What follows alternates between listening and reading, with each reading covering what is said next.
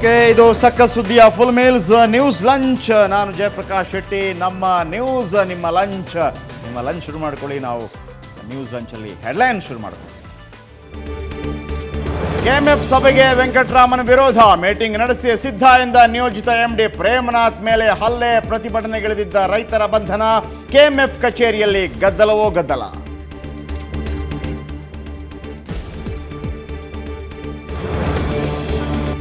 ರಂಗೇರುತ್ತಿದೆ ಗುಜರಾತ್ ಚುನಾವಣಾ ಕಣ. ನರೇಂದ್ರ ಮೋದಿ ವಿಕಾಸ್ ಯಾತ್ರೆ ಶುರು, 182 ಕ್ಷೇತ್ರಗಳಲ್ಲಿ ಸಂಚಾರ. ಕಾಂಗ್ರೆಸ್ ವಿರುದ್ಧ ಮೋದಿ ವಾಗ್ದಾಳಿ. ವಾಹನ ಸವಾರರ ಜೇಬಿಗೆ ಬೀಳಲಿದೆ ಕತ್ತರಿ, ಮತ್ತೆ ಏರಲಿದೆ ಪೆಟ್ರೋಲ್, ಡೀಸೆಲ್, ಎಲ್ಪಿಜಿ, ಸೀಮೆಎಣ್ಣೆ ಬೆಲೆ. ಸಂಜೆ ಅಧಿಕೃತ ಘೋಷಣೆ.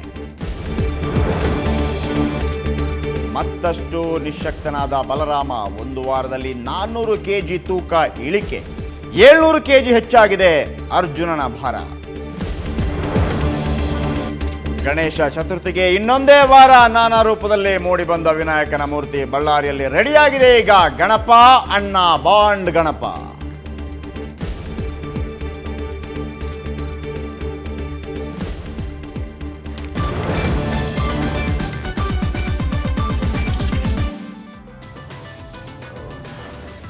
ಓಕೆ, ಇಂದು ನಡೆಯಬೇಕಿದ್ದ ಕೆಎಂಎಫ್ನ ಬೋರ್ಡ್ ಮೀಟಿಂಗಿಗೆ ವಿಘ್ನ ಎದುರಾಗಿದೆ.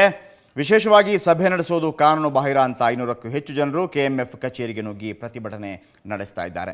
ಸಭೆ ನಡೆಸಲು ಬಿಡೋದಿಲ್ಲ ಅಂತ ಪಟ್ಟು ಹಿಡಿದಿದ್ದಾರೆ. ಈ ವೇಳೆ ಕೆಎಂಎಫ್ನ ನಿಯೋಜಿತ ಎಂಡಿ ಪ್ರೇಮನಾಥ್ ಅವರ ಮೇಲೂ ಹಲ್ಲೆಯಾಗಿದೆ. ಇದು ಈಗ ಬಂದಿರುವಂತಹ ಬ್ರೇಕಿಂಗ್ ನ್ಯೂಸ್. ಬನ್ನಿ ಇನ್ನಷ್ಟು ಹೆಚ್ಚಿನ ಮಾಹಿತಿಗಳನ್ನು ಪಡೆಯೋಣ. ಪರಿಸ್ಥಿತಿ ಕೈಮೀರಿದ್ದರಿಂದ ಪ್ರತಿಭಟನಾಕಾರರನ್ನು ಪೊಲೀಸರು ಬಂಧಿಸಿದ್ದಾರೆ. ಯಾವುದೇ ಸಭೆ ಕರೆಯದಿರಲು ಸಹಕಾರ ಇಲಾಖೆ ನಿರ್ದೇಶನ ನೀಡಿದ್ದರೂ ಬೋರ್ಡ್ ಮೀಟಿಂಗ್ ನಡೀತಾ ಇದೆ ಅನ್ನೋ ಆರೋಪ ಕೇಳಿ ಬಂದಿದೆ. ಆದರೆ ಸಭೆ ನಡೆಸಲು ನಿಯೋಜಿತ ಎಂಡಿ ಪ್ರೇಮನಾಥ್ ಪಟ್ಟು ಹಿಡಿದಿದ್ದಾರೆ. ಸಭೆ ನಡೆಸದಂತೆ ಹಾಲಿ ಎಂಡಿ ಅವರೇ ಈ ರೀತಿ ಪ್ರತಿಭಟನೆ ನಡೆಸ್ತಾ ಇದ್ದಾರೆ ಅಂತ ಪ್ರೇಮನಾಥ್ ಆರೋಪಿಸಿದ್ದಾರೆ.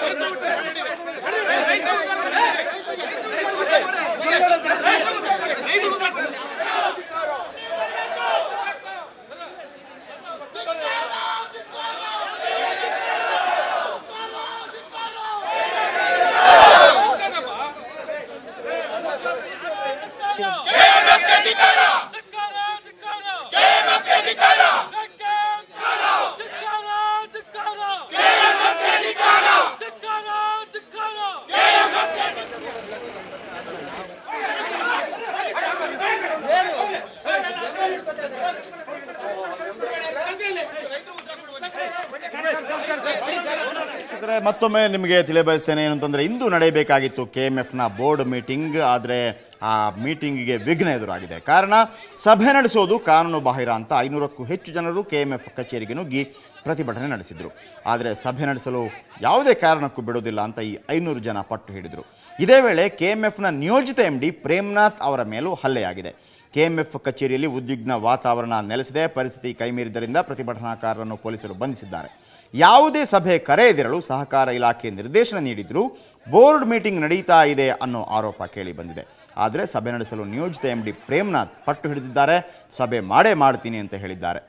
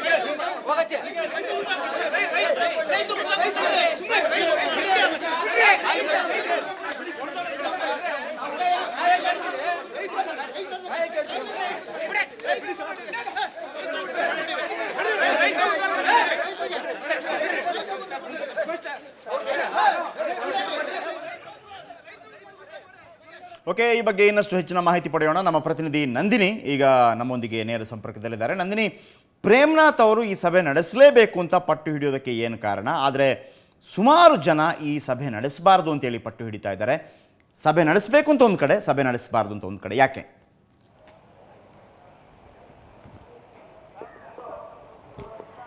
ಜಯಪ್ರಕಾಶ್ ಶೆಟ್ಟಿ, ಮೊಟ್ಟ ಮೊದಲಿಗೆ ನಾವಿಲ್ಲಿ ತಿಳ್ಕೊಬೇಕಾಗಿರೋದು ನಮ್ಮ ರಾಜ್ಯದ ಜನತೆಯ ಪರಿಸ್ಥಿತಿ. ಇಷ್ಟು ದಿನ ರಾಜ್ಯ ರಾಜಕಾರಣದ ಬಣಗಳ ರಾಜಕೀಯ ನೋಡಿದ ಬೇಸತ್ತಿದಂತಹ ನಮ್ಮ ಜನತೆ ಈಗ ಮತ್ತೊಮ್ಮೆ KMFನ ಬಣ ರಾಜಕಾರಣ ನೋಡುವಂತಾಗಿದೆ. ಇದೇ ತಿಂಗಳ 5ನೇ ತಾರೀಕು MD ಹುದ್ದೆಗಾಗಿ ನಡೆದಿರುವಂತಹ ಬೆಳವಣಿಗೆ ಇಷ್ಟೆಲ್ಲ ಅನಾಹುತಕ್ಕೆ ಕಾರಣವಾಗಿದೆ. ಮೊಟ್ಟ ಮೊದಲಿಗೆ ಇದೇ ತಿಂಗಳ 5ನೇ ತಾರೀಕು ಒಂದು ಸಭೆ ನಡೀತು, ಆಡಳಿತ ಮಂಡಳಿಯ ಸಭೆ. ಆ ಆಡಳಿತ ಮಂಡಳಿಯ ಸಭೆಯಲ್ಲಿ ವೆಂಕಟರಾಮು ಹಾಗೂ ನರಸಿಂಹರೆಡ್ಡಿ ಸೇರಿದಂತೆ ಇತರ 3 ಅಧಿಕಾರಿಗಳನ್ನ ಕಚ್ಚಾ ಪದಾರ್ಥಗಳ ಖರೀದಿಯಲ್ಲಿ, ಪಶು ಆಹಾರ ಕಚ್ಚಾ ಪದಾರ್ಥಗಳ ಖರೀದಿಯಲ್ಲಿ ಅಕ್ರಮ ನಡೆದಿದೆ ಅನ್ನೋ ಕಾರಣಕ್ಕೋಸ್ಕರ ಸರ್ಕಾರ ಅವರ ಮೇಲೆ ಇರುವಂತಹ ಕೇಸ್ನ ದಾಖಲಿಸಿ ಇದರ ಬಗ್ಗೆ ತನಿಖೆ ನಡೆಸುವಂತೆ ಆದೇಶ ನೀಡಿತು. ಈ ಆದೇಶದ ಸಂದರ್ಭದಲ್ಲಿ ದಾಖಲೆಗಳು ಯಾವುದು ಹಾಳಾಗಬಾರ್ದು ಅನ್ನೋ ಏಕೈಕ ಕಾರಣಕ್ಕೆ ಆಡಳಿತ ಮಂಡಳಿ ಪ್ರೇಮ್ನಾಥ್, ಮದರ್ ಡೈರಿಲಿ ನಿರ್ದೇಶಕರಾಗಿದ್ದಂತಹ ಪ್ರೇಮ್ನಾಥ್ನನ್ನ ನೇಮಕ ಮಾಡಿತ್ತು. ಕೂಡಲೇ ಅವರು ಚಾರ್ಜ್ ತಗೊಳ್ಳುವಂತೆ ಆದೇಶ ನೀಡಿತ್ತು. ಅಂದು ರಾತ್ರಿ 8:00ವರೆಗೆ ಪ್ರೇಮ್ನಾಥ್ ತಾವೇ KMFನ MD ಅಂತ ಬಂದರು. ತದನಂತರ 6ನೇ ತಾರೀಕು ಸಹ ಅವರೇ ಮುಂದುವರೆದರು. ಆದರೆ 7ನೇ ತಾರೀಕು ಕಚೇರಿಗೆ ದಿಢೀರ್ನೆ ಆಗಮಿಸಿದಂತಹ ವೆಂಕಟರಾಮ್, ನಾನು ಈಗ ಸದ್ಯಕ್ಕೆ MD, ಯಾವುದೇ ಆಡಳಿತ ಮಂಡಳಿಯ ಸಭೆಯ ನಿರ್ಣಯಗಳು 10 ದಿನಗಳ ನಂತರವಷ್ಟೇ ಇಂಪ್ಲಿಮೆಂಟ್ ಆಗುತ್ತೆ. ಈಗ ಅದಕ್ಕೆ ಮುಂಚೆ ನೀವು ಬಂದು ಪದಗ್ರಹಣ ಮಾಡಿರೋದು ಈಗ ಕಾನೂನು ಬಾಹಿರವಾಗಿದ್ದು ತನ್ನ ಕರ್ತವ್ಯಕ್ಕೆ ಲೋಪ ಆಗ್ತಿದೆ, ಅಡಚಣೆ ಉಂಟು ಮಾಡ್ತಿದ್ದೀರಾ ಅನ್ನೋ ಏಕೈಕ ಕಾರಣ ನೀಡಿ ನಿನ್ನೆ ಪ್ರೇಮ್ನಾಥ್ ಅವ್ರನ್ನ ಅಮಾನತುಗೊಳಿಸಿ ಆದೇಶ ಹೊರಡಿಸಿದ್ರು. ಈಗಾಗಲೇ ವರ್ಗಾವಣೆಗೊಂಡ ಈ ರೀತಿ ವರ್ಗಾವಣೆ ಆದೇಶವನ್ನು ಹೊರಡಿಸಲಾಗುತ್ತೆ ಅನ್ನೋದು ಮೊದಲನೇ ಪ್ರಶ್ನೆ. ಮತ್ತೊಂದು ಪ್ರಶ್ನೆ ಅಂದ್ರೆ ಪ್ರೇಮ್ನಾಥ್ ಅವರು ಈ ರೀತಿ ಬಿಟ್ಕೊಡಕ್ಕೆ ಕಾರಣ ಅನ್ನೋದು ಎರಡನೇ ಪ್ರಶ್ನೆ ಆಗುತ್ತೆ. ತದನಂತರ ಕೂಡಲೇ ತುರ್ತು ಆಡಳಿತ ಮಂಡಳಿ ಸಭೆ ಕರೆದಿದ್ರು. ಇವತ್ತು ಸುಮಾರು 12 ಗಂಟೆಗೆ ಈ ಸಭೆ ಆಗ್ಬೇಕಾಗಿತ್ತು. 21 ಮಂದಿ ಸಾಮಾನ್ಯವಾಗಿ KMF ನ ಆಡಳಿತ ಮಂಡಳಿ ಸಭೆಯಲ್ಲಿರ್ತಾರೆ.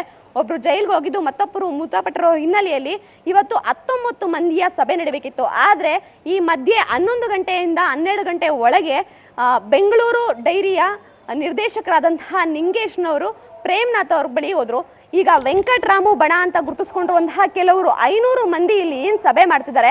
ಇಷ್ಟು ದಿನ ಪಶು ಆಹಾರ ಆಗ್ಲಿ ಇಲ್ಲ ಯಾವುದೇ ಬೆಳವಣಿಗೆಗಳ ಬಗ್ಗೆ ಪ್ರಶ್ನೆ ಮಾಡಿದಂತಹ ರೈತರ ಹೆಸರನ್ನ ಹೇಳ್ಕೊಂಡು ಈಗಲಾ ನೋಡ್ತಿರಬಹುದು ಸ್ಥಳದಲ್ಲಿ ಉದ್ವಿಗ್ನ ವಾತಾವರಣವನ್ನ ಸೃಷ್ಟಿ ಮಾಡಿದ್ದಾರೆ. DCB ಸೋನಿಯಾ ನಾರಂಗ್ ನೇತೃತ್ವದಲ್ಲಿ ಸುಮಾರು 500 ಮಂದಿ ಇಡೀ ಸರ್ಪಗಾವಲ್ನಲ್ಲಿ KMF ನ ಸುತ್ತುವರೆದಿದ್ದಾರೆ. ಈ ಸಭೆಗೆ ಆರಂಭವಾಗಕ್ಕೆ ಮುಂಚಿತವಾಗಿ ಈ ಕಟ್ಟಡದಲ್ಲಿ ತುರ್ತು ಸಭೆ ಆರಂಭವಾಗಿತ್ತು. ಈ ತುರ್ತು ಸಭೆಯ ನಂತರ ಪ್ರೇಮ್ನಾಥ್ ಇಲ್ಲಿಗೆ ಬರಬೇಕಿತ್ತು. ಅದಕ್ಕಿಂತ ಮುಂಚಿತವಾಗಿ ನಿಂಗೇಶ್ ಅಂತ ಈಗಾಗಲೇ ಹೇಳಿದ್ನಲ್ಲ, ಅವರು ಸಹ ಇಲ್ಲಿ ಅವರಿಬ್ಬರ ಮಧ್ಯೆ ಮಾತಿನ ಚಕಮಕಿ ಹಾಗೂ ದಾಳಿ ಸಹ ಅಲ್ಲೇ ನಡೀತು. ತದನಂತರ ಸಭೆಯ ನಂತರ ಈಗ ಕೆಲವೇ ಕ್ಷಣಗಳ ಹಿನ್ನೆಲೆಯಲ್ಲಿ ಈಗ ಪ್ರೇಮ್ನಾಥ್ ನೇತೃತ್ವದಲ್ಲಿ ಸಭೆ ನಡೀತಿದೆ. ಸುಮಾರು 16 ನಿರ್ದೇಶಕರ ಸಭೆ ನಡೀತಿದ್ದು ಈ ಸಭೆಯಲ್ಲಿ ಮುಂದಿನ ನಡೆಯನ್ನ ನಿರ್ಧರಿಸಲಿದ್ದಾರೆ. ಸದ್ಯ ಈಗ ಜನರಿಗೆ ಬೇಕಾಗಿದ್ದು KMF MD ಯಾರು ಅನ್ನುವಂತಹ ಒಂದು ಉತ್ತರಕ್ಕೆ 16 ಮಂದಿ ಬಹುಮತ ಇರುವಂತಹ 16 ಮಂದಿಯ ಸಭೆಯಲ್ಲಿ ಅಧ್ಯಕ್ಷತೆಯನ್ನ ನೇತೃತ್ವವನ್ನು ವಹಿಸಿ ಪ್ರೇಮ್ನಾಥ್ನವರು ಇವಾಗಲೇ ಸಭೆಯನ್ನು ಆರಂಭಿಸಿದ್ದಾರೆ. ಜಯಪ್ರಕಾಶ್. ಓಕೆ, ಈಗ ಆಲ್ರೆಡಿ ಆಡಳಿತ ಮಂಡಳಿ ವೆಂಕಟ್ರಾಮ್ ಅವರ ಬದಲಿಗೆ ಪ್ರೇಮ್ನಾಥ್ ಅವರನ್ನು ನೇಮಿಸಿತ್ತು. ಆದರೆ 19 ಜನರ ಆಡಳಿತ ಮಂಡಳಿ ಏನಿದೆ ಅದರಲ್ಲಿ 16 ಮಂದಿ ಈಗಾಗಲೇ ಇದ್ದಾರೆ. ಪ್ರೇಮ್ನಾಥ್ ಅವರ ಮೀಟಿಂಗನ್ನು ಕರೆದಿದ್ದಾರೆ, ಅದಕ್ಕೆ ಹಾಜರಾಗಿದ್ದಾರೆ. ಆದರೆ ಈ ವೆಂಕಟ್ರಾಮ್ ಅವರು ಪ್ರೇಮ್ನಾಥ್ ಅವರನ್ನು ಆ ಒಂದು ಹುದ್ದೆಯಿಂದ ವಜಾ ಮಾಡುವಂಥ ಅಧಿಕಾರ ಹೇಗಿತ್ತು ಅವರಿಗೆ? ಯಾಕಂತಂದರೆ ಆಡಳಿತ ಮಂಡಳಿ ಆಲ್ರೆಡಿ ಪ್ರೇಮ್ನಾಥ್ ಅವರನ್ನು ನೇಮಿಸಿತ್ತು. ಸೊ ನಿಮಗೇನು ಅನಿಸುತ್ತೆ ನಂದಿನಿ?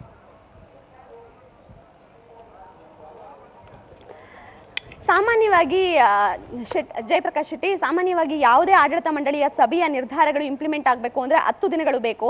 ಆದರೆ ಇದೇ ಪ್ರೇಮ್ನಾಥ್ ಕಳೆದ 7 ತಿಂಗಳ ಮುಂಚಿತವಾಗಿ ಇದೇ KMFನಲ್ಲಿ ವ್ಯವಸ್ಥಾಪಕ ನಿರ್ದೇಶಕರಾಗಿ ಕೆಲಸ ನಿರ್ವಹಿಸ್ತಾ ಇದ್ರು. ಇವ್ರ ಮೇಲೂ ಸಹ ಭ್ರಷ್ಟಾಚಾರದ ಆರೋಪ ಇದೆ. ಇವರಿಬ್ಬರ ಮೇಲೂ ಭ್ರಷ್ಟಾಚಾರದ ಆರೋಪಗಳಿವೆ.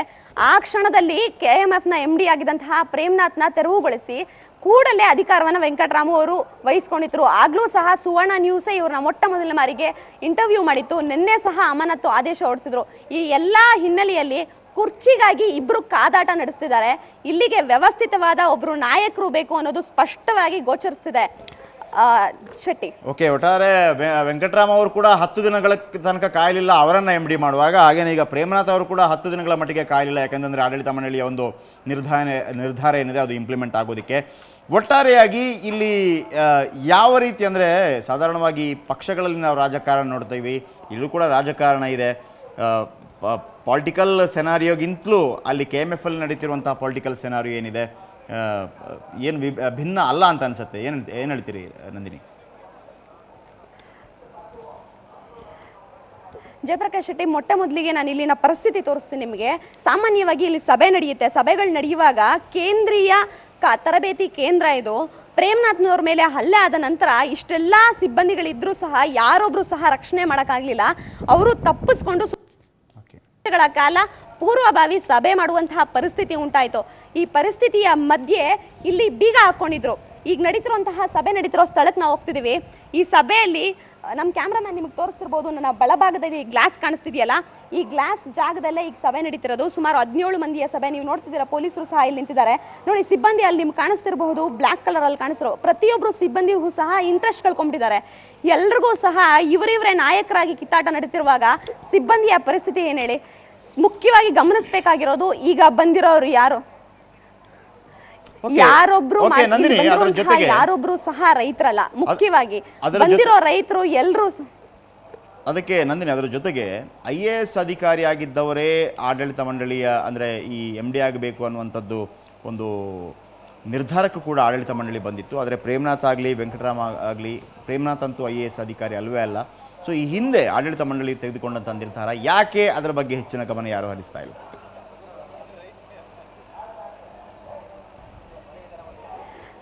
ಜಯಪ್ರಕಾಶ್, ಇದು ಒಂಥರ ಚಿನ್ನದ ಗಣಿ ಇದ್ದಾಗೆ KMF. ಯಾರ ಕಾಲ ಸಿಕ್ಕಿದ್ರೆ ಸಾಕು ಅವಾಗ ನುಗ್ಗಣ ಅಂತಿರ್ತಾರೆ.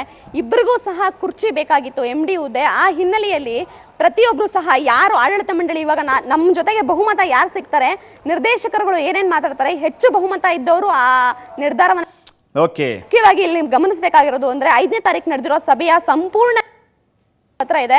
ಆ ಸಿಡಿಯಲ್ಲಿ ಎಲ್ಲೂ ಸಹ ಪ್ರೇಮ್ನಾಥ್ನವ್ರನ್ನ ಆಯ್ಕೆ ಮಾಡಬೇಕು ಅನ್ನೋದು ಚರ್ಚೆಗೆ ಬಂದಿಲ್ಲ. ತದನಂತರ ನಡೆದಿರುವಂತಹ ಬೆಳವಣಿಗೆ ಹೀಗಾಗಿ ಪ್ರತಿಯೊಂದು 5ನೇ ತಾರೀಕಿಂದ ಇವತ್ತವರೆಗೂ ನಡೆದಿರೋದೆಲ್ಲ ಇಲ್ಲೀಗಲ್ ಆಗಿದ್ದು, ಈಗ ಕೂಡಲೇ ಸರ್ಕಾರ ಇದನ್ನ ಮಧ್ಯ ಪ್ರವೇಶ ಮಾಡಿ ಸಮಸ್ಯೆಯನ್ನ ಬಗೆಹರಿಸುವ ಅನಿವಾರ್ಯತೆ ಇದೆ. ಜಯಪ್ರಕಾಶ್, ಓಕೆ, ಥ್ಯಾಂಕ್ ಯು ನಿಮ್ಮೆಲ್ಲ ಮಾಹಿತಿಗಾಗಿ. Very clear. ಒಟ್ಟಾರೆಯಾಗಿ ವೆಂಕಟರಾಮ್ ಅವರು ಏನು MD ಆಗಿದ್ರು, ಅವರ ವಿರುದ್ಧ ಪಶು ಆಹಾರ ಖರೀದಿಯಲ್ಲಿ ಅವ್ಯವಹಾರ ವಿಚಾರಕ್ಕೆ ಸಂಬಂಧಪಟ್ಟ ಹಾಗೆ ಮೊಕದ್ದಮೆ ದಾಖಲಾಗಿತ್ತು. ಆ ಸಂದರ್ಭದಲ್ಲಿ ಆಡಳಿತ ಮಂಡಳಿ ಸಭೆ ಸೇರಿ, ಅಂದರೆ 19 ಜನರಿರುವಂಥ ಆಡಳಿತ ಮಂಡಳಿಯನ್ನು ಸಭೆ ಸೇರಿ ಪ್ರೇಮ್ನಾಥರನ್ನು ನೇಮಕ ಮಾಡಿತ್ತು. ಆದರೆ ಒಂದು ಆಡಳಿತ ಮಂಡಳಿ ಒಂದು ನಿರ್ಧಾರ ಕೈಗೊಂಡ ನಂತರ ಅದು ಇಂಪ್ಲಿಮೆಂಟ್ ಆಗಬೇಕು ಅಂತಂದರೆ 10 ದಿವಸಗಳು ಬೇಕಾಗುತ್ತೆ. 5ನೇ ತಾರೀಕು ತೆಗೆದುಕೊಂಡಂಥ ನಿರ್ಧಾರ ಆಡಳಿತ ಮಂಡಳಿ. ಆದರೆ ಅವತ್ತು ಸಂಜೆನೇ ಪ್ರೇಮ್ನಾಥ್ ಅವರು ಕಚೇರಿಗೆ ಬರ್ತಾರೆ. ಇವತ್ತು ಒಂದು ಮೀಟಿಂಗನ್ನು ಕೂಡ ಮಾಡಿರ್ತಾರೆ. ಆದರೆ ವೆಂಕಟರಾಮ್ ಅವರು ಅದಕ್ಕಿಂತ ಮೊದಲೇ, ಯಾಕಂದರೆ ತಾನು MD ಆಗಿದ್ದೆ ಅನ್ನುವಂಥ ಒಂದು ಕಾರಣಕ್ಕಾಗಿ, ಇನ್ನೂ ಕೂಡ ಆಡಳಿತ ಮಂಡಳಿಯ ಒಂದು ಆದೇಶ ಇಂಪ್ಲಿಮೆಂಟ್ ಆಗಿಲ್ಲ ಅನ್ನುವಂಥ ಕಾರಣಕ್ಕಾಗಿ ಇವರನ್ನು ಆ ಹುದ್ದೆಯಿಂದ ವಜಾ ಮಾಡುವಂಥ ಒಂದು ತೀರ್ಮಾನವನ್ನು ಕೂಡ ಕೈಗೊಳ್ತಾರೆ. ಆದರೆ ಇವತ್ತು ಪ್ರೇಮ್ನಾಥ್ ಅವರು ಮೀಟಿಂಗ್ ಮಾಡಿಯೇ ಸಿದ್ಧ ಅನ್ನುವಂಥ ನಿರ್ಧಾರಕ್ಕೆ ಬರುವಾಗ ವೆಂಕಟರಾಮ ಕಡೆಯ ಹಲವು ಮಂದಿ, ಅಂದರೆ 500ಕ್ಕಿಂತಲೂ ಹೆಚ್ಚು ಜನ ಈ ರೀತಿಯ ಒಂದು ಹಲ್ಲೆಯನ್ನು ಕೂಡ ಮಾಡ್ತಾರೆ. ಆದರೆ ವಿಚಿತ್ರ ಏನು ಅಂತಂದರೆ, ವೆಂಕಟರಾಮ್ ಅವರು ಈ ಹಿಂದೆ ಯಾಕಂತಂದರೆ ಈ ಸ್ಥಾನಕ್ಕೆ ಬರುವಾಗ, MD ಸ್ಥಾನಕ್ಕೆ ಬರುವಾಗ ಆಗಲೂ ಕೂಡ ಆಡಳಿತ ಮಂಡಳಿ 10 ದಿನಗಳ ಒಂದು ನಿರ್ಧಾರ ಕೈಗೊಂಡು 10 ದಿನಗಳಾಗಿರಲಿಲ್ಲ ಇಂಪ್ಲಿಮೆಂಟ್ ಆಗೋದಕ್ಕೆ.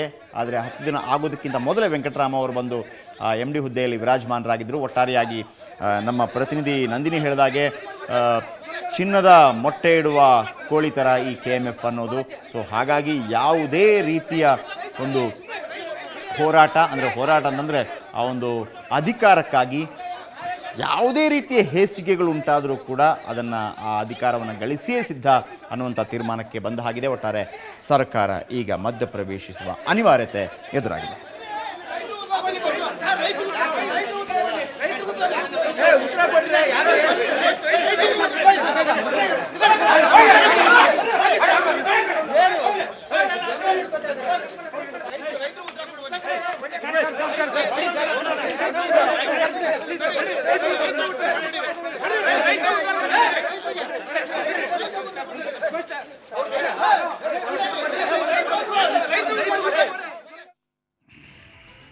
ಓಕೆ, KMFನಲ್ಲಿ ಈಗ ಮೀಟಿಂಗ್ ಮುಂದುವರೆದಿದೆ. ಅವರು ಮೀಟಿಂಗ್ ಮುಂದುವರಿಸ್ತಾ ಇದ್ದಾರೆ. ನೀವು ನಿಮ್ಮ ಲಂಚ್ ಮುಂದುವರಿಸಿ, ನಾವು ನ್ಯೂಸ್ ಮುಂದುವರಿಸ್ತೀವಿ.